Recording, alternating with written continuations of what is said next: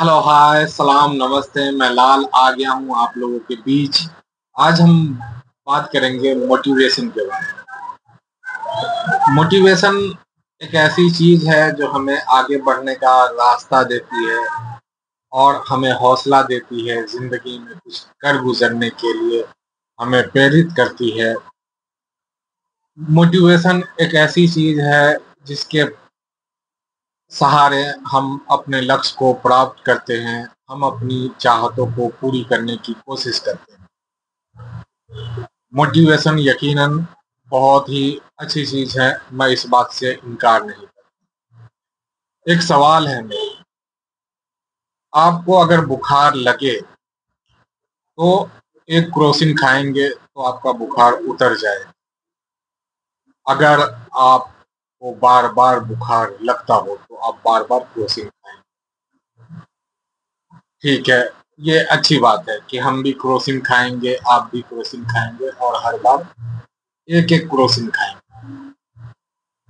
लेकिन अचानक से हमारे दिमाग में एक ख्याल आ जाए कि क्यों ना ऐसा किया जाए कि 10 का 10 क्रोसिन खा लिया जाए ताकि कभी बुखार ना लगे।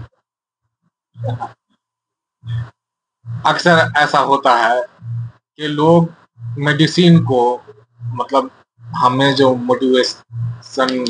मोटिवेशनल बुक है या मोटिवेशनल स्पीच है या जो लोग हमें मोटिवेट करते हैं या जिस तरह की चीजें हमें मोटिवेट करते हैं उसे हम जरूरत से ज्यादा कंज्यूम करने लगते हैं और वही हमें हानि पहुंचाने लगते हैं। असल में होता क्या है कि हमें मोटिवेशन क्यों चाहिए?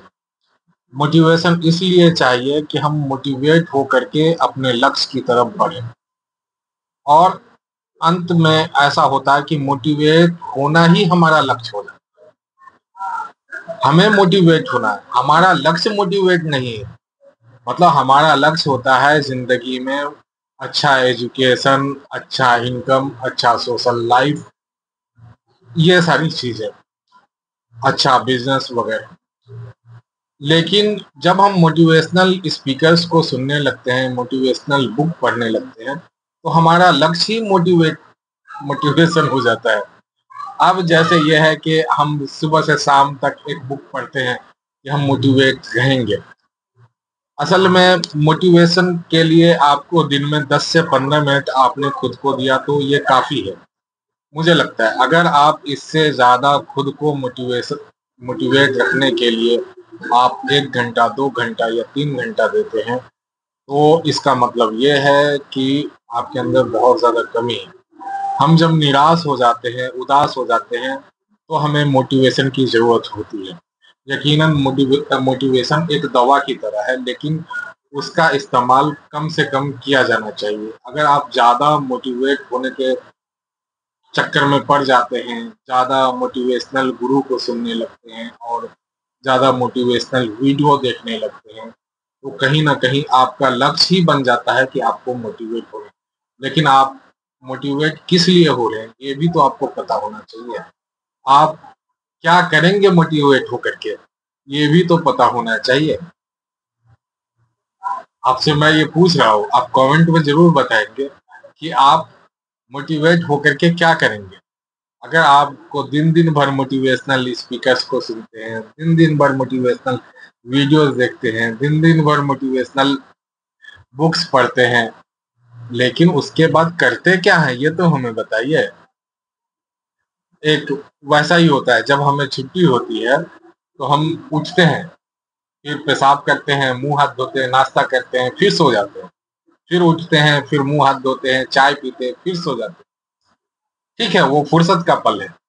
लेकिन जब हम मोटिवेट होते हैं, मोटिवेशनल स्पीकर को सुनते हैं, तो हमें मोटिवेट किस लिए होना है, ये हमें सबसे पहले पता।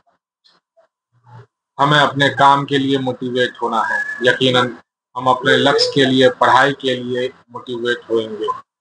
लेकिन आप दिन भर मोटिवेट होएँगे, तो कहीं ऐसा तो नहीं कि आप किसी ऐसे जाल में फँस गए हैं, ऐसी तिकड़मबाजी में फँस गए हैं, आपका माइंड बस सिर्फ़ उस चीज़ में उलझ करके रह गया है और उससे निकल ही नहीं पा रहा। अक्सर मैंने देखा है स्पिरिचुअल सोच रखने वाले लोगों का, स्पिरिचुअल एक्टिविटी में रहने वाले लोगों का, कि हासिल कुछ नहीं होता, वो करते सब कुछ है। अब होता क्या है कि बहुत सारे लोग सूफी संत दिन भर यहाँ से वहाँ घूमते हैं और ऊपर वाले का नाम लेते हैं, ज्ञान सीखते हैं, लेकिन उस ज्ञान का हासिल क्या होता है? आज तक तो मुझे कुछ समझ में नहीं आया।